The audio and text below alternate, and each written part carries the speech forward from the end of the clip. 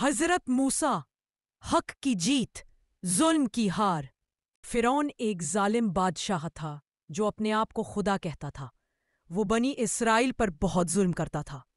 اللہ نے اپنے پیارے نبی حضرت موسیٰ علیہ السلام کو ہدایت دی کہ وہ فرعون کو اسلام کی دعوت دیں اور اسے اللہ کی ایکتا کی طرف بلائیں۔ حضرت موسیٰ علیہ نے فرعون کے دربار میں جا کر اسے سمجھایا، لیکن فرعون نے گھمنڈ میں آ کر بات نہیں مانی۔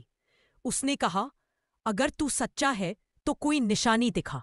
حضرت موسیٰ علیہ نے اللہ کے حکم سے اپنا عصا لاٹھی زمین پر پھینکا جو ایک بڑا سانپ بن گیا۔ یہ دیکھ کر فرعون ڈر گیا، لیکن پھر بھی اس نے ہٹ نہیں چھوڑا۔ اس نے اپنے سارے جادوگروں کو بلایا۔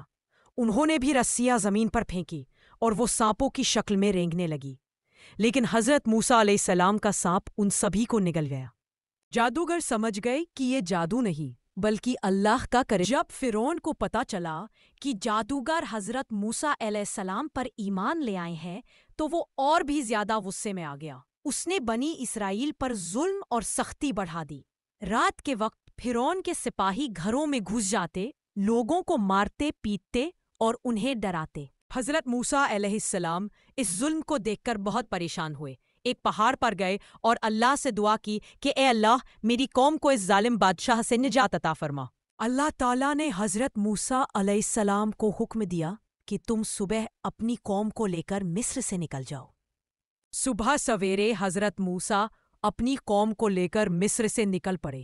راستے میں فرعون اپنے پورے لشکر کے ساتھ ان کا پیچھا کرنے لگا۔ جب حضرت موسیٰ اور ان کی قوم سمندر کے کنارے پہنچے تو سامنے گہرا پانی تھا اور پیچھے فرعون کی فوج۔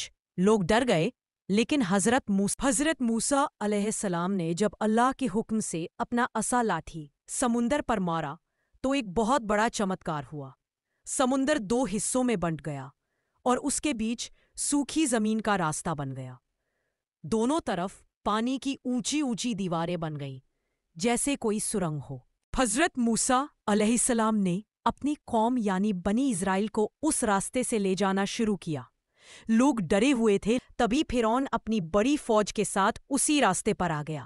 لیکن جیسے ہی وہ لوگ سمندر کے بیچ پہنچے، اللہ نے سمندر کو پھر سے ملانے کا حکم دیا۔ پانی کی دیواریں گر گئیں اور فرعون اپنی پوری فوج کے ساتھ سمندر میں ڈوب گیا۔ اس طرح اللہ نے حضرت موسیٰ علیہ السلام اور ان کی قوم کو ظالم بادشاہ سے بچا لیا۔ سمندر سے نکلنے کے بعد حضرت موسیٰ علیہ السلام اپنی قوم کو لے کر ایک خوبصورت اور سوکھی زمین کی طرف گئے۔ وہاں ہر طرف ہریالی تھی، پانی کی نہریں تھیں اور رہنے کے لیے ایک اچھا علاقہ تھا۔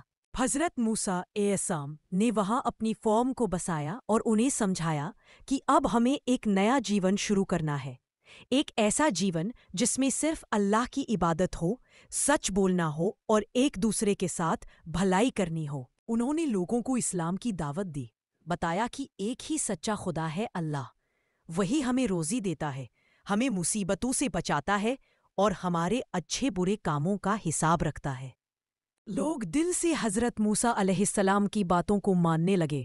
سب نے مل کر ایک نئی زندگی شروع کی جس میں اللہ کی یاد، نماز اور نیک کام شامل تھے۔ وہاں امن تھا، محبت تھی اور ایکتا تھی۔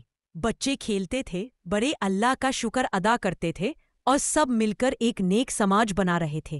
آج اگر آپ کو ہماری کہانی پسند آئی ہو تو لائک اور سبسکرائب ضرور کریں۔